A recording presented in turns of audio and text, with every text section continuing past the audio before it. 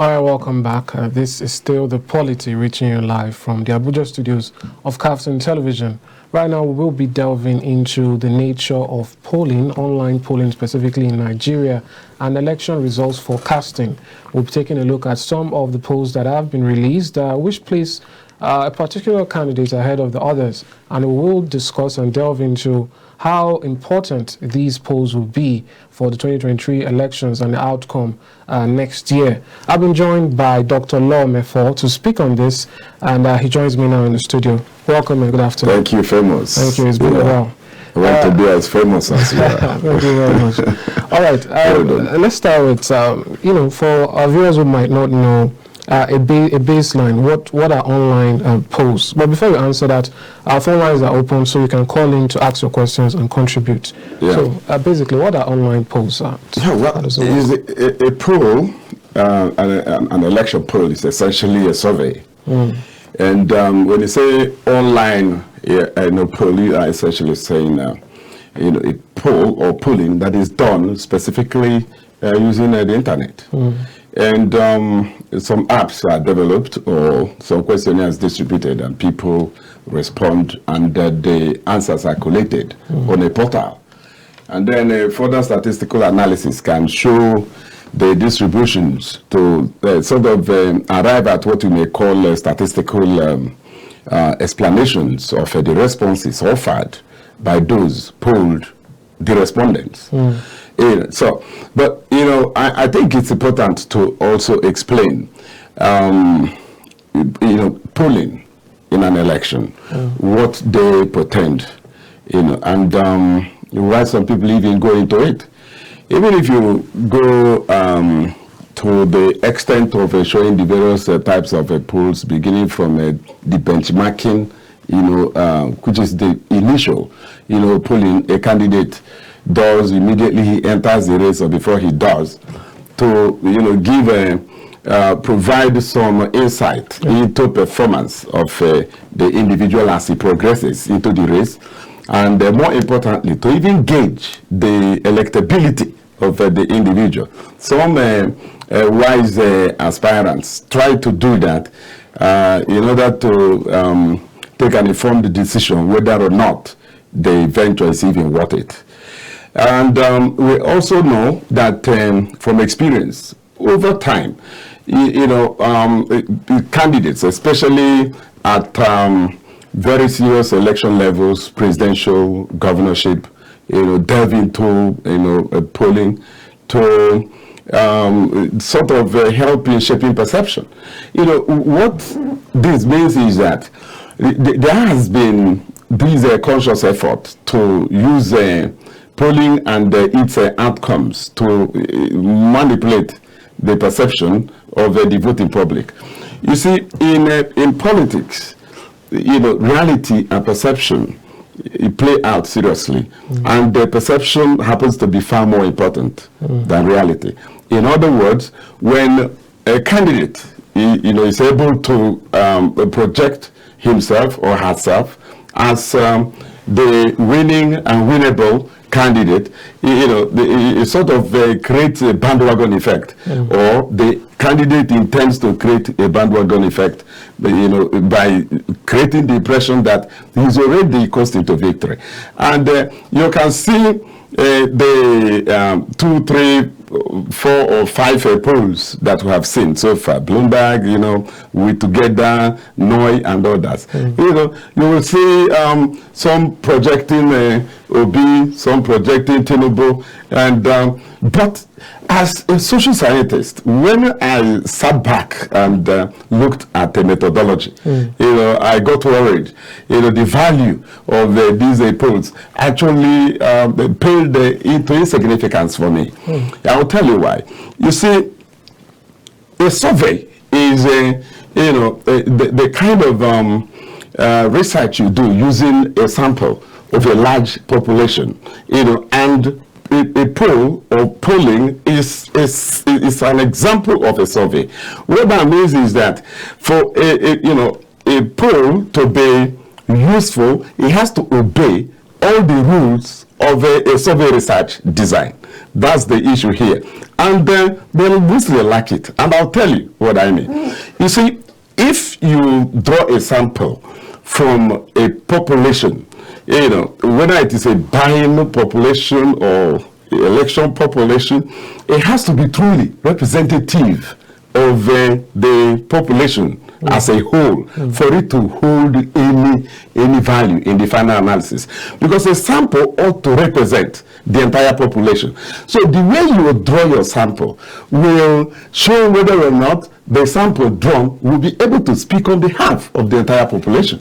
This has not been obeyed by the polls I have mentioned. You know, you see, when you talk about, you know, election poll, you should be talking in terms of those who are registered to vote.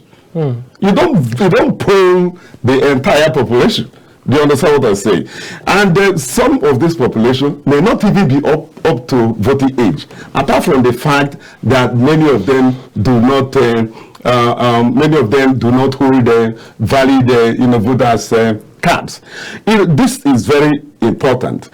You know, most of them, if you read through their sample, you know, the description of the samples they drew, you know, from which they reached their conclusions, you will see that there is no, you know, conscious effort to discriminate between the voting population and the adult population. They are two different things.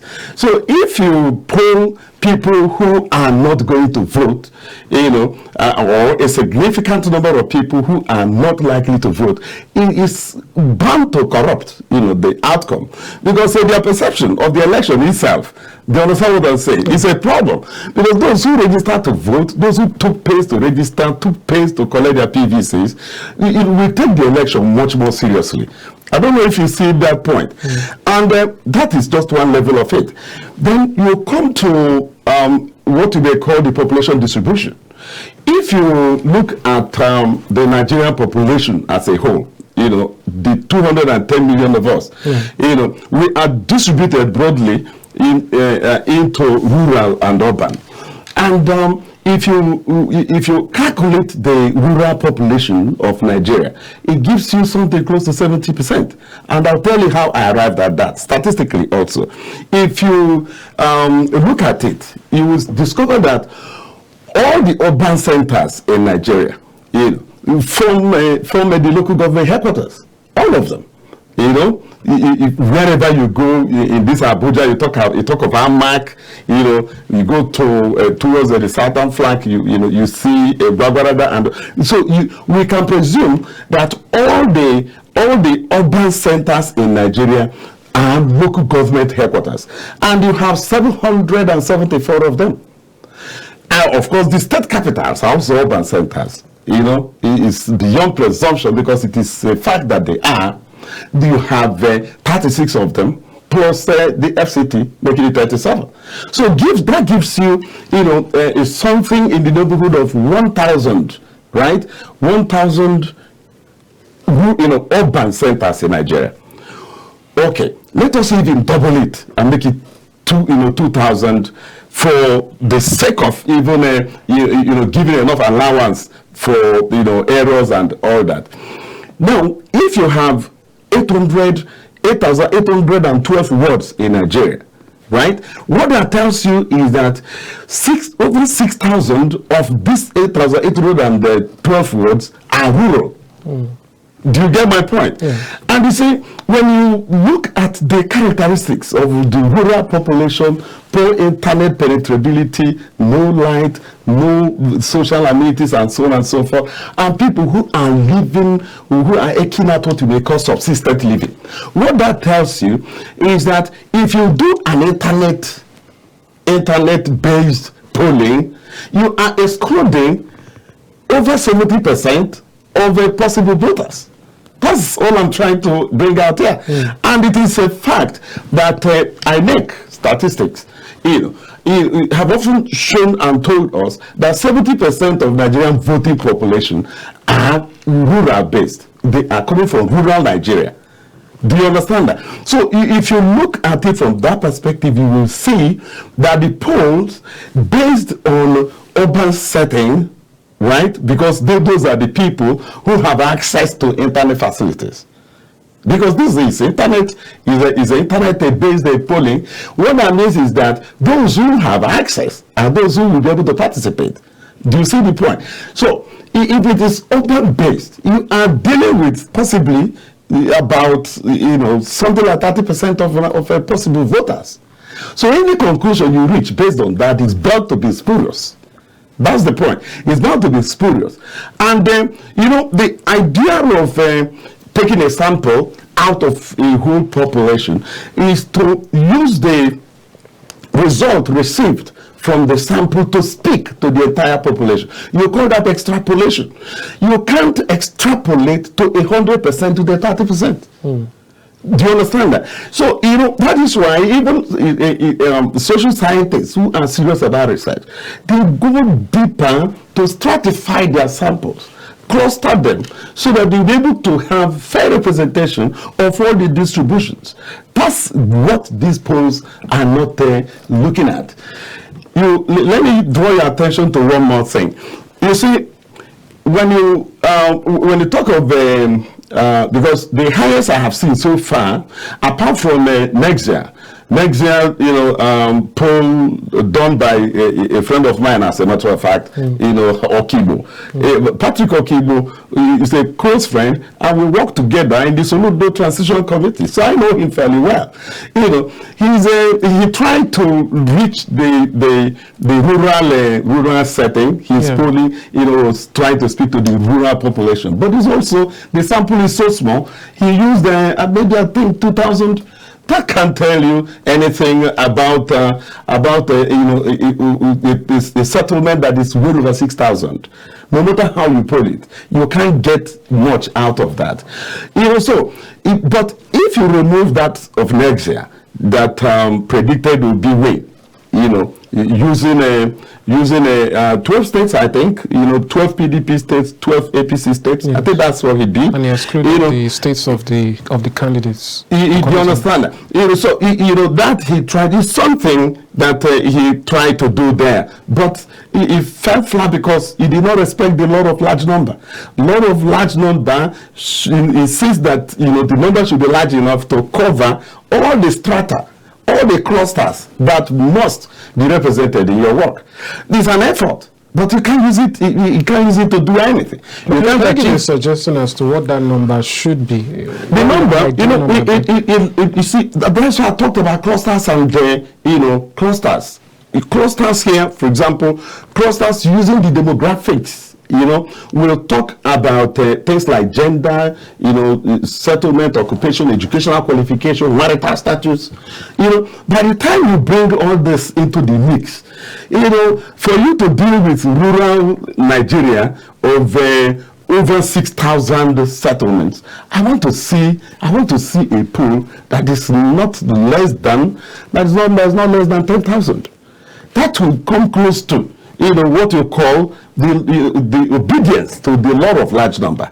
If you don't do that, you are excluding, a sizable, very significant, perhaps even the majority of the population that should take part, that should form your sample. That's the problem here. That wasn't obeyed by NEXA. So the law of large number, and again, the issue of methodology. You see, methodology is key.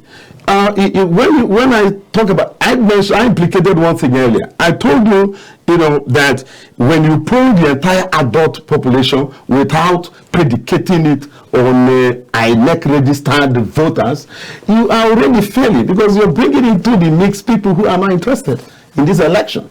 For an adult that is not registered, to vote, is not serious and shouldn't form part of any predictions about the outcomes of this election. Because you have already excluded yourself by not performing the basic civic responsibility that will make you part of the process. So why participate in such a poll? That's my point. So, I've looked at them. Some are even foreign, sponsored.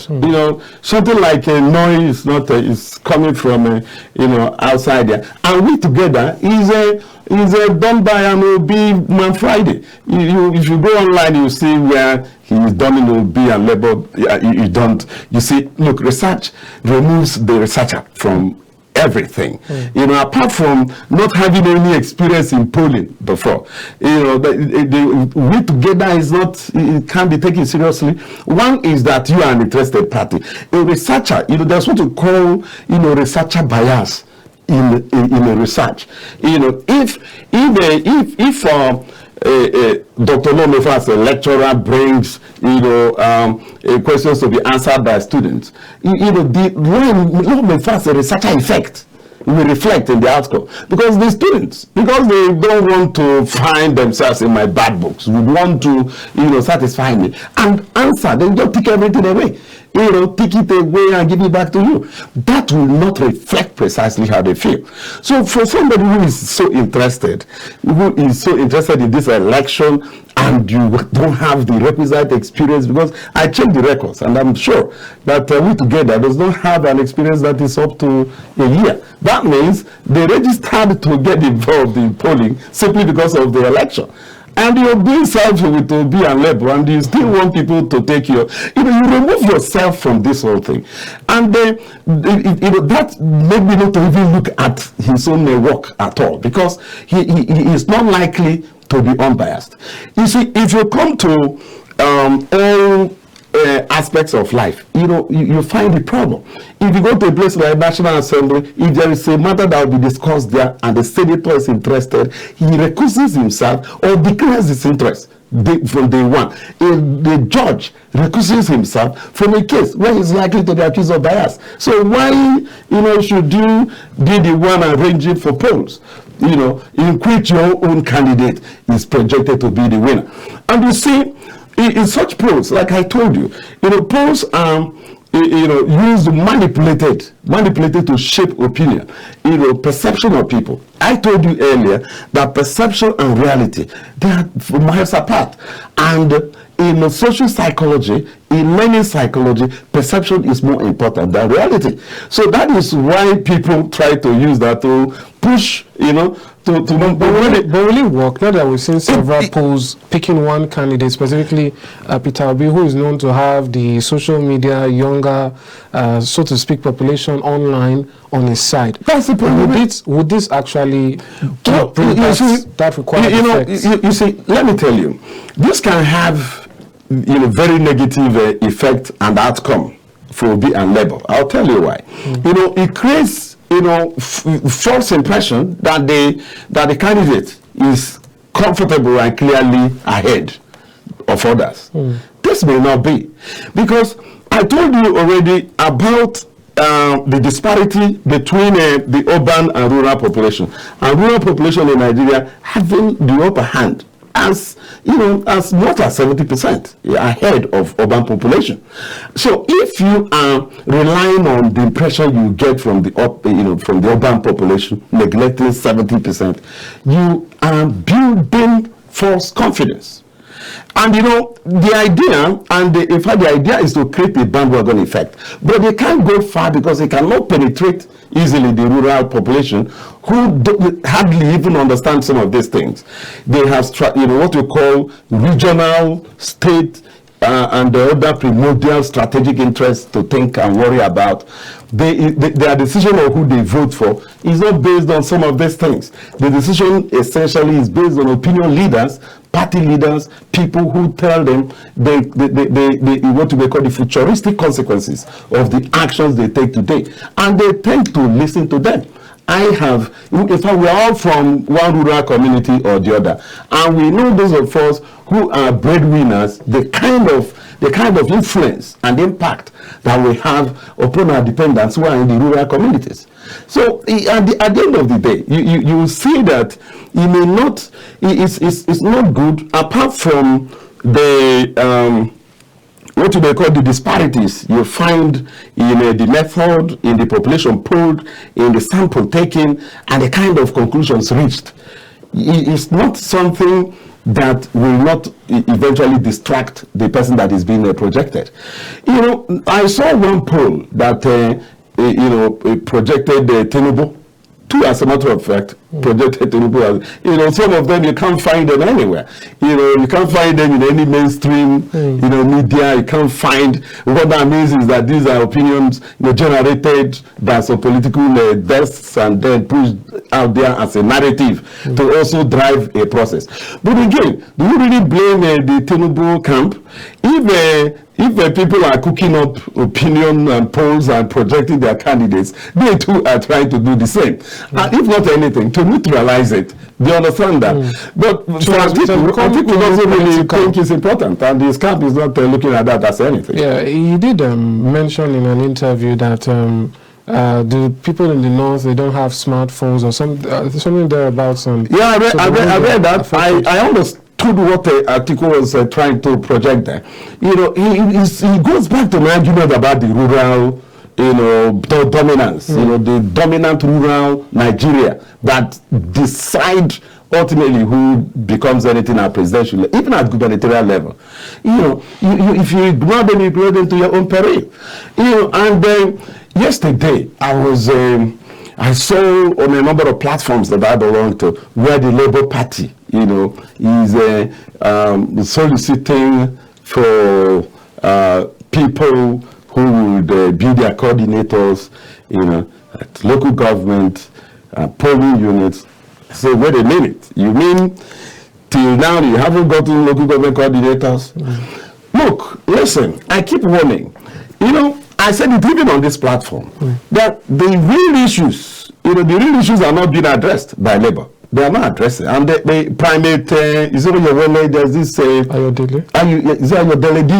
this spiritual pundit. He was advising Obi and Labour the other day. So look, do less of this media bliss and razzmatazz and face election technicalities.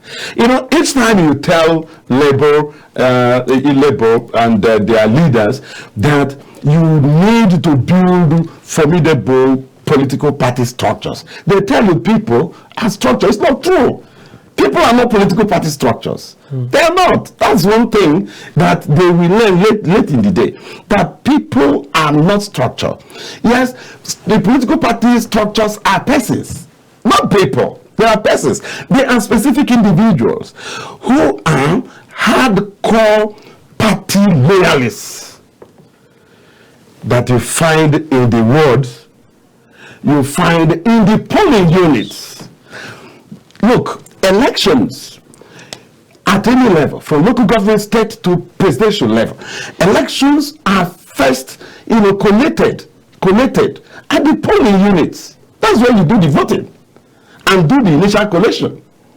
You know, the second level collation is at the ward level, not even at local government level. Do you understand that? So by the time you are done with manipulations at the what you call the polling units level, perfected at ward levels, and you are not there, by the time you wait for the votes to come at local government level, you're already out of the game. And that is what we're saying. You know, only yesterday that I saw the solicitation asking for people to represent them at local governments. How many local governments do you have in Nigeria? 774. And you're still looking for 774 persons to represent you and coordinate your affairs. It is the local government coordinators that will organize the wards. It is the ward coordinators that will organize the polling units. You don't have them. Otherwise, you wouldn't be putting out that notice. And the implication is a confirmation of that position that people are not political party structures. They are persons, hardcore party loyalists who are ready to take the bullet for the party and for their candidates. That is how it goes. And you see, compared to PDP and APC that have been on ground since 1998, you can see that Labour has much more work to do. Labour has to, triple the distance covered by PDP and APC to be able to catch up. You know why? Some people say that APC is a new party. It's a lie. That's a fallacy of the highest order. APC is as old as PDP. You know why?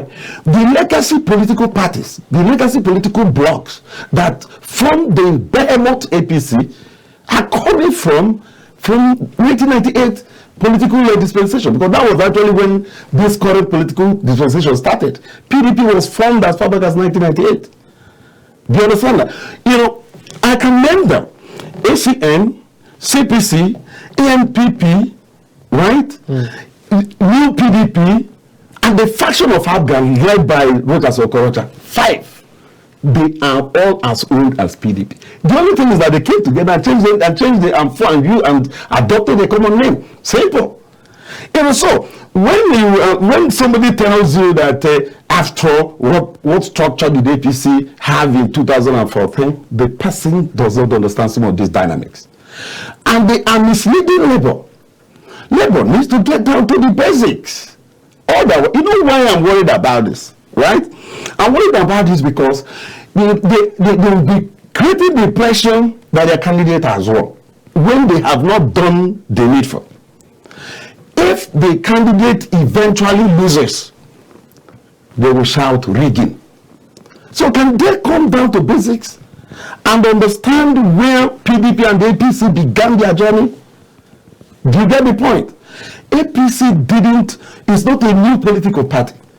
APC, as at 2015, had more governors than PDP. APC had about 19 governors. APC had about 19 governors. APC had about either 18 or 17, something like that. But the records is that the records you have, point to the fact that APC had more governors, they had more senators, more, perhaps more House of Reps members. So you have people who are solidly on ground, who converged, amalgamated their interests in the party you call the APC, and removing it off the ground and wresting power of the grip of the PDP became possible. Can Labour say the same thing? You don't have a single governor. Do you understand that? Not one. You don't have a single governor. Maybe I think they have one senator now. Maybe one senator. Maybe a sprinkling, less than a sprinkling of a House of Reps members. Certainly not more than 5. So where do you go with that? It means that Labour is banking on the P2B popularity, and that alone, without downloading it to the rural communities of Nigeria. By now, I want to see the P2B and Labour jingles in Hausa, in Yoruba, in Ibibio, do you get what I'm saying? In an attempt to sell the man and his popularity to the rural population that will control 70% of the outcome of 2023, in line with how it has often happened since the 1999. I'm not seeing much of that. Don't forget, by the time Peter Obi joined the Labour, there was something significant that must be noted, and many pundits gloss it over. By the time they joined Labour had already done their primaries, at all levels. What does that tell you? Even the candidates running under Labour at all other levels, Senate, House of Reps, governorship, House of Assembly, are not, they are lightweights, they are not gladiators. You can't get more than 5. Maybe someone like Victor Ume that just joined them. So who else? Do you see where the problem is? It's only people be as a person. Do you know that to even call, in fact, I pity the man. Because you see, when you have heavyweights like PDP and APC have, right, and you are calling a rally, the governorship candidates, maybe he is a governor that is running to return, or a governor that is running through somebody he wants to put to replace him, they will pick off more than half of the bills that rally will take. They mobilize people from everywhere for themselves, not necessarily for the candidate. So how many of them have the capacity to really move people for P2B? So you see that the entire burden is resting on the man. And you see, one other thing people tend to ignore that will have very, cataclysmic consequence in the final analysis is the issue of, beyond the lightweights that train the labor, in fact, in many places, even in Lagos, Labour doesn't have candidates for so many positions. It has the former senatorial candidate for the PDP now, Badebo Rose Vivo, for governor. Yeah, but that's not the only office. Is that the only? That's not the only office. Governorship is not the only office. You have Senate, you have House of Reps. But just to quickly chime in, you mentioned about rallies and campaigns holding in different states. Yes. With the exception of some states, we do see that in some places, Labour seems to, as we can see from the visuals, they seem to still pull a significant crowd. So how would you say that is made possible? Do you suppose Peter Obi might be funding all of this? Because we know a former candidate or a former member of theirs, Dele Momodu, who is in the PDP now, at the start of this whole thing, he sent his condolences to Peter Obi because he said that he had been in those shoes and that when he was there, he funded the party from top to bottom. Do you think that is the case now, or do you think this popularity might have actually brought in, because we see young people on social media every day raising funds, organizing and so on. Would that make up for anything? No, you see, the young ones are raising some funds. How much? Do you understand that? Nigerian presidential election is a multi-billion naira enterprise. Any presidential candidate that wants to make an impact at this level, right? And you haven't budgeted 100, 150 to 200 billion, I'm sorry. On election day alone, you spend over 5 billion to keep your people in the 176,000 polling units. Just for one person. If you pay each person just 10,000 naira, how much does that give you? It gives you 1.7 billion. Just 10,000 for one day. Do you understand that? So this will give you an idea of the kind of money we are talking about. It's not for rookies. The youths will raise some money. Later, it will be quite insignificant to scratch the surface of what is going on. But I want to believe that there are people who are strong enough that will be helping from behind the scene. Do you understand that? Big-time businessmen, they identify presidential candidates that are viable and give all of them money. That's what they do. They don't know who would win. So whoever wins, they are home and dry. They'll be the first to congratulate you, telling you, we have won. Of course, you don't know that he gave the others money as well. And there are some people also, the Nigerians in diaspora community, that will be ready to really gather money, for not just people, be any candidate they really want, and find a quiet back channel to bring in such funds. It happens, without trail, and so I believe that Obi will get some help. He will, because he's actually popular, and he has been able to convince. I keep talking about perception. He's been able to, make his face, the face of change. Do you understand that? And he was able to also, present himself as that change the Nigerians are really looking for. You ask Nigerians, what does Obi say he's bringing to the table? They will tell you he is moving the country from consumption to production. You ask them how, they say he will tell us. Do you see where the problem is? Perception. Obi is so vague in his presumptions, and he has the zeal, but zeal is not enough. Do you understand that? I want to see the how. For me, let me tell you, there are only two issues in this election, which I believe, should form the position of whoever wants to vote or not to vote. Restructure in Nigeria. Only Atiku has had the guts to say, look, from inauguration, I will drop the paper there. That's the kind of thing I want to see. Do you understand what I'm saying? Insecurity. If you say you want production, production in Nigeria must be agrarian, agro-based. Do you understand that? That means you should be thinking in terms of transformation in our agricultural sector. With this, headers, farmers problem. Do you get the point? Farmers no longer go to farm. Then you can't be talking about farming anymore. You talk about what made the farmers not to go to farms. Do you understand that? You start with insecurity. That's why Atiku comes across to me as a more serious candidate. Because he says that's where to start. We push restructuring, deal with insecurity.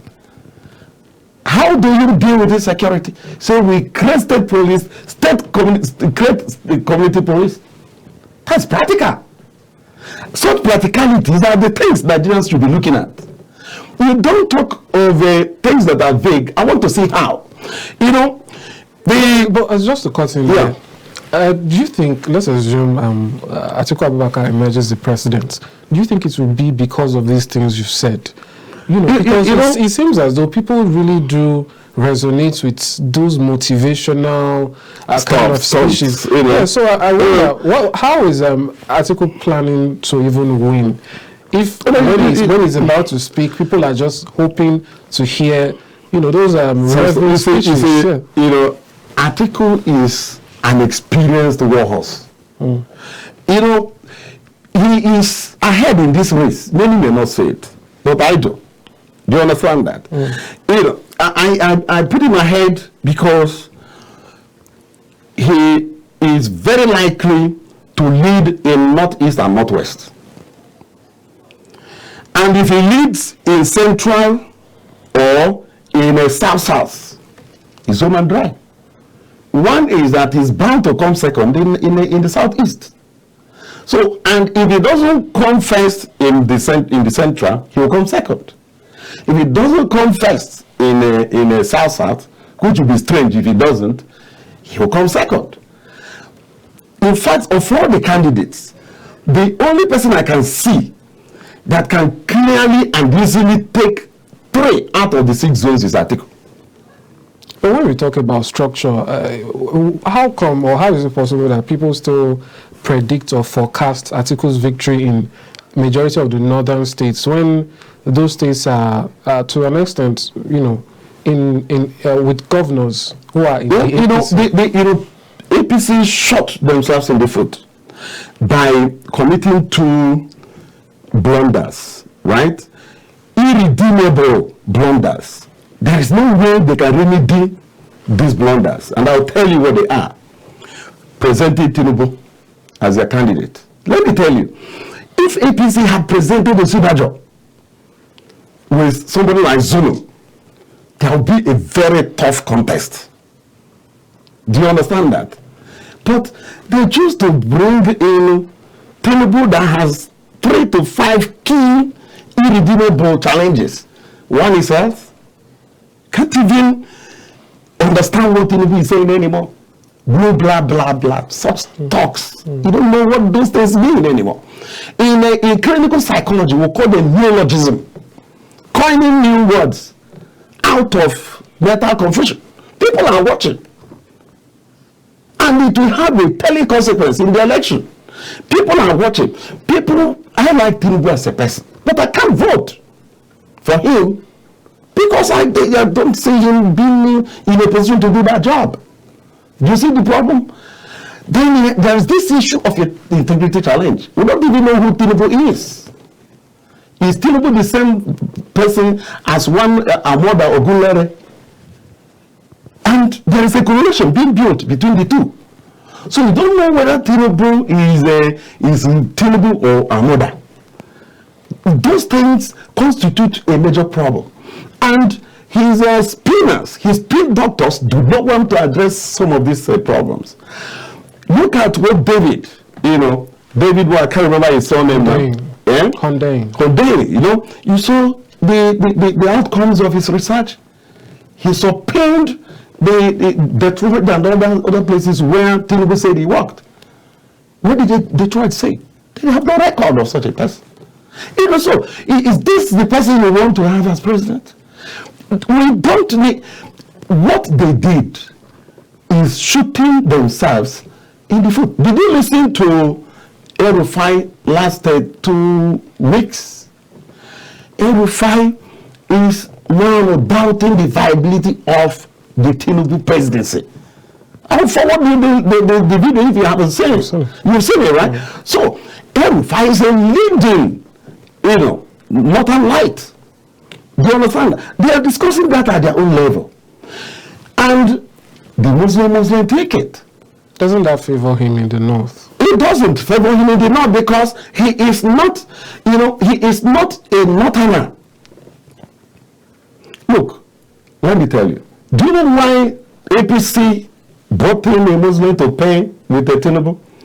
It's because they know that they call Muslims of the north will not accept the Tinubu Muslim status. Tinubu, the wife, is a Christian pastor. An average Muslim will not like that. An average Muslim would want you to marry a Christian and convert her to Islam. That is what makes you a true Muslim. Even in Christianity. Do you understand? I am a Catholic. If I marry a Muslim girl, in fact, I have to wed her in the Catholic Church. So it's not just a problem of Islam alone. Even in Christianity is same, because we can convert you from other faiths. That's what evangelism is about. But when you now marry a Christian, a pastor, and nothing has happened, and you share the same bed and all that, people from the other side will be looking at you. What manner of a Muslim is this? That is the justification for the inclusion of a Shetima on the ticket, is to bring in sufficient Islamic flavor. But he's very strong in the north. Don't you think it will work? I don't think he's stronger than Atiku in the north. That's the issue here. No, perhaps not in terms of popularity, but seen as a core northerner. It's been said, time and again that Atiku is not seen as a core northerner, and that perhaps the reason he might get the favor or the votes of the north now is because he doesn't have that obstacle of a stronger appearing northerner like we used that that's it, so but doesn't Shetima feel in that Shetima is number 2. That's the question here. And from the Buhari Osibajo experience, right? Even Atiku's experience as vice president, the vice president offers nothing. When Shetima said, I will be in charge of security, I laughed. The president of the country is the commander-in-chief of the armed forces. In fact, I'm not even sure that the vice president is a spare tire. I used to think the vice president is a spare tire. Under Buhari, there was no vice president. Where is Osibajo? That's a fact. He was lost in the shuffles. So the North is aware of this. That under a Tinubu presidency, Shetima can only be seen and not heard. And that is the way presidential democracy is actually configured. When was the last time you heard from Sarah, the vice president of the US? When was the last time? Perhaps when she had her birthday. There is no job for the vice president in a presidential democracy. The North understands this. So the North will not want to go for a sick Tinubu, right? And leave Atiku. Do you understand that? And leave Atiku. That is one of their own. And you see, don't forget that Buhari is not on the card. It's not running for election. Do you understand that? And the North also knows that Kwankwaso is not going nowhere. So with time, they will take a decision on the matter. Before January 2023, they will take a decision on this matter, led by their own governors. Men like El-Rufai is always brutally frank. He tells you how he feels. And there are others like him. Sympathetically, they will manage to, give Tinubu 25%. They will, even 30. but the majority of the votes will certainly go to Atiku. I have no doubt about this. Atiku does not have problem in the northeast and northwest because Buhari is not running. And the north also knows that Kwankwaso is not going to emerge. So why dump your votes around him? So if Kwankwaso, for example, had paired with somebody like Peter Obi, do you understand that? He would have posed a great danger to Atiku in the north. But because, Kwankwaso cannot bring in the southern votes, he also committed a blunder by picking Wani Dahosa that is not even known Ibiri as his vice presidential candidate. How far do you go even in those states with such a person? So you can see that the North will be confronted, with that stark reality that they must choose between Tinubu and Atiku. And when that decision is taken, I am certain up to 70% that it will favor Atiku, because Atiku will be number one and number two. That is the problem. In fact, let me tell you, in the northeast, give Boronu and Yobe, right, to Shetima, but that is where it ends. Remember today. Elections in Nigeria have followed a pattern. Presidential elections particularly, they have established a kind of trajectory, a pattern, that have actually made the outcomes very, very predictable. That was actually why some PDP, leaders went for a northern presidential candidate. And so these calculations, they weren't sure that giving it to the southeast that they would be able to deliver. Do you understand that? They weren't sure. That was the calculation. But wouldn't this calculation persist, consistently across elections henceforth? Won't everyone or any strong northerner always target those votes left by or that were predominantly or that used to belong to President Buhari? Take, for instance, Atiku finishes 8 years. What if another strong northerner, maybe Kwankwaso, maybe Shetima, comes up and says, you know what, I believe I can win in this part too. I will get these votes as long as I'm in a party that is, has national spread. Yeah. So at what point, I bring this up because going by Governor Soludo's comments to Peter Obi that he's, how did he put it, hurting the destiny of the Igbo people thereabouts. We had also former Governor Hiedua of Imo State saying that Peter Obi was a saboteur, although he eventually apologized for that. So what is now the path to a Southeast presidency if these calculations will always be made? PDP in 2009 took a decision that they enshrined in their own constitution to rotate presidential power between North and South Nigeria. That is the way out.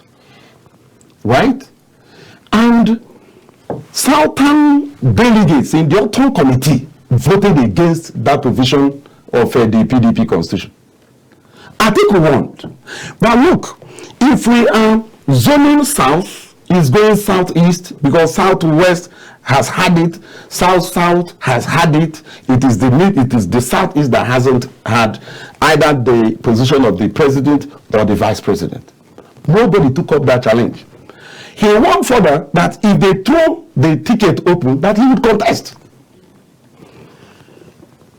In the Autumn Committee, I think a 37-man committee, each state was represented. My state, Anambra State, was represented by Professor A.B.C. Mosu, former Minister of Health. My state, Anambra, that's where I come from. In the Autumn Committee, they all voted, 37 of them, to throw the PDP presidential ticket open. So if the Southeast delegates in the Autumn Committee that was constituted by the party to decide or recommend on the zoning of the presidential ticket of the party, all voted that it should be thrown open to the whole country. Who am I to blame Atiku for joining the fray? More so, when he had warned that if this happened, that he would join the race. Nobody took up the challenge. So, to answer your question more directly, if the Southeast wants the presidential ticket of any of the political parties, they must make a case for it. I was one of those who led the campaign for Nigerian president of Southeast extraction. I led the campaign, serious campaign that lasted for 3-4. So when the delegates from the Southeast voted that the presidential ticket should be thrown open, that dream died. It died there. Peter Obi joining the race is just a one-man effort. So Peter Obi is not even in this race because Southeast is pushing him. There is no single governor from the Southeast that is backing Peter Obi. In the PDP, you have Ugwuanyim of Enugu State. In the PDP, in fact, he chaired the first committee on the zoning of party offices. He zoned his own committee. Governor Enugu State Southeast zoned the chairmanship of the PDP to the north without pairing it with the presidential ticket.